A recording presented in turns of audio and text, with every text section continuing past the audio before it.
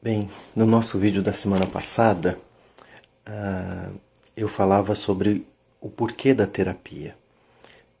Foi uma pergunta que nos havia chegado, como sempre, nós recebemos ou pelo nosso e-mail, ou através aqui do próprio Facebook, e muitas pessoas estavam sempre perguntando e eu tentei responder um pouco. A Denise, eu havia dito no outro vídeo que infelizmente o som não foi ao ar, né? A Denise juntamente comigo tentou responder, e aí eu decidi regravar a pergunta e a resposta pela importância que ela tem, já que Denise e eu somos terapeutas, somos pessoas dedicadas ao cuidado das pessoas, e é um pouco sobre isso que vou falar hoje, a partir da clínica psicanalítica.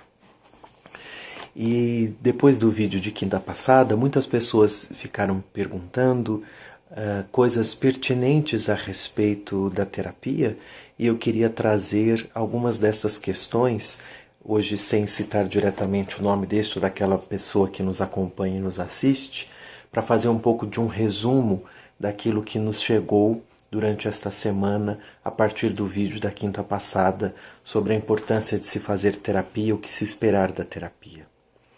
E uma pergunta que chegou bastante foi sobre o que se esperar, no sentido se é possível esperar uma cura a partir da terapia. E eu queria me propor a responder um pouquinho isso. Mas eu também preciso dizer, como já frisei no vídeo passado, que eu falo a partir de um determinado lugar, né? Além de outras formações que tive a chance e a oportunidade de fazer, como filosofia, teologia, etc. Fiz também psicologia para, no fundo, poder me tornar psicanalista. E eu tive a alegria, a sorte, a oportunidade de me formar na Sociedade Brasileira de Psicanálise de orientação winnicottiana, né? Onde hoje, atualmente, eu faço parte, inclusive tenho a grande satisfação de poder lecionar. Então eu quero dizer que um pouco das minhas respostas, ou tentativas ao menos de respostas, partem desse pressuposto e deste lugar, né? Existem orientações diversas em psicologia, psicologia cognitiva comportamental, psicologia humanista, psicologia existencial, etc, etc, etc. E, na verdade, eu quero falar a partir da psicanálise e dentro da psicanálise, especificamente a partir da orientação dada por Winnicott, desenvolvida na sua teoria, que ele chamou de teoria do amadurecimento do indivíduo. E a pergunta é muito pertinente, eu diria até inclusive que ela é muito winnicottiana, porque existe um texto incrível de Winnicott, um dos últimos escritos por ele. Winnicott faleceu em janeiro de 1971, e o texto a qual me refiro, que ele deu o nome de A Cura, foi uma palestra feita por ele em outubro de 1970, ou seja, praticamente 3 meses antes do seu falecimento. Winnicott, então, resgata a etimologia da palavra cura, e ele, inclusive, vai nos lembrar que, infelizmente, a palavra cura se despregou da sua origem latina, da sua etimologia, que quer dizer cuidado, né? Então Winnicott vai falar para médicos e enfermeiras, enfermeiros e médicas a respeito da importância de voltar ao sentido da palavra cura, não simplesmente como uma técnica. Óbvio que o Winnicott, tendo formação médica, não se esquece disso e não negligencia isso. Existe uma cura que também se relaciona com uma técnica, né? Exames, medicações, intervenções cirúrgicas, pensar em cura como uma possibilidade de erradicar um mal, um mal-estar, uma doença. Também isso faz parte, obviamente. Mas o Winnicott quer resgatar o sentido mais original da palavra cura, que quer dizer cuidado.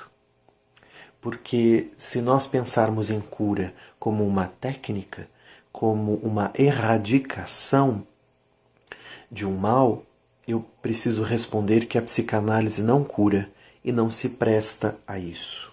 nem mesmo daquele tipo de problema que as pessoas querem e precisam, entre aspas, se livrar, né? Que dirá de outras questões que não propriamente são doenças ou sintomas, como por exemplo a homossexualidade, e toda a questão da orientação de gênero tão em pauta e tão importante para ser pensada e discutida no âmbito de todas as ciências e os saberes, né? A antropologia, a religião, a filosofia, a ética, a psicanálise, a medicina, etc., né? O direito. Então, é claro, se falarmos em cura ainda nesse sentido, muito menos, né? Mas mesmo quando estivermos aqui falando em depressão, em fobia, estivermos falando em esquizofrenia, nós não podemos reduzir a ideia de cura como uma erradicação, porque em Winnicott se tem um sentido de doença muito genuíno, muito original, eu diria muito propriamente humano.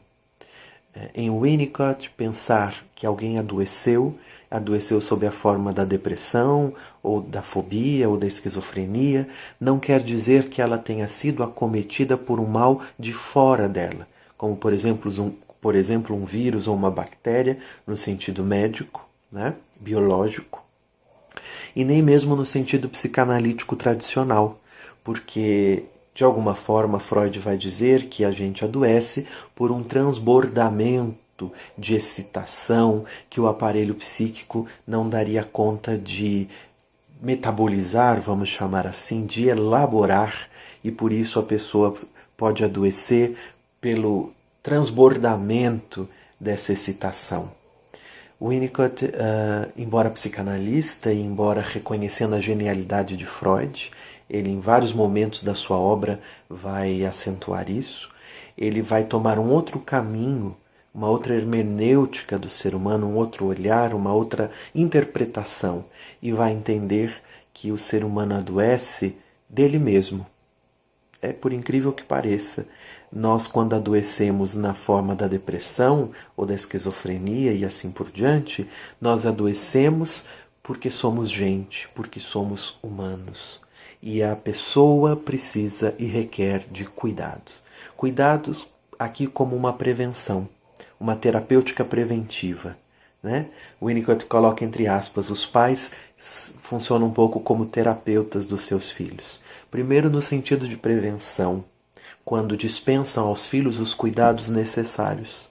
Depois no sentido até de correção, quando o filho, uma filha, criança, pequena, tem algum tipo de problema, advindo de alguma dificuldade de lidar com algum aspecto da vida, e os pais percebem isso ou se orientam para isso e são capazes de socorrer o filho. Então Winnicott pensa na cura no sentido do cuidado, né? E também o terapeuta, o analista, se coloca numa relação de cuidado que nem de longe tem a ver com sentimentalismo. Infelizmente a palavra cuidado, quando se perde da sua etimologia, da sua história, do seu sentido, ela fica um pouco sentimentalista, e nem de longe o Winnicott está entendendo cuidado como sentimentalismo. Ele está entendendo cuidado como uma relação entre duas pessoas vivas, que uma se disponibiliza a contribuir, a ajudar, a fazer o caminho com a outra, para que ela possa, como eu dizia no vídeo passado, não responder à vida e às solicitações da vida e às dificuldades da vida na forma da depressão ou da esquizofrenia, mas de uma forma mais humana, mais autêntica, para usar uma palavra do Heidegger, né? Que é um filósofo que também, na sua obra magna Ser e Tempo, de 1927, coloca todo um capítulo a respeito da cura enquanto cuidado, dizendo que essa é a essência mesmo do ser humano. O ser humano que não vive a vida sob a ética do cuidado é um ser humano que ainda não se fez, não se humanizou, não se constituiu, não amadureceu, né? Tanto que tem uma frase, eu quero ler, do Heidegger, que é linda, nos Seminários de Zolikon, seminário em que ele discutia com os psiquiatras uma maneira diferente de olhar o ser humano, que não meramente biológica ou adoecida, ele diz assim: o homem é essencialmente necessitado de ajuda, por estar sempre em perigo de se perder e de não conseguir lidar consigo. Este perigo é ligado à liberdade do homem. Toda doença é uma perda de liberdade, uma limitação da possibilidade de viver. Embora Heidegger tenha sido um filósofo, ele nos aponta caminhos muito importantes, caminhos que o Winnicott soube, como ninguém, como um bom psicanalista, adentrar e desenvolver. Portanto, cura é poder receber cuidado, para viver na forma do cuidado, para existir no mundo sob a ética do cuidado, com todas as vicissitudes humanas, mas podendo viver de uma forma plena, enquanto viver na liberdade, sempre precisada de ajuda.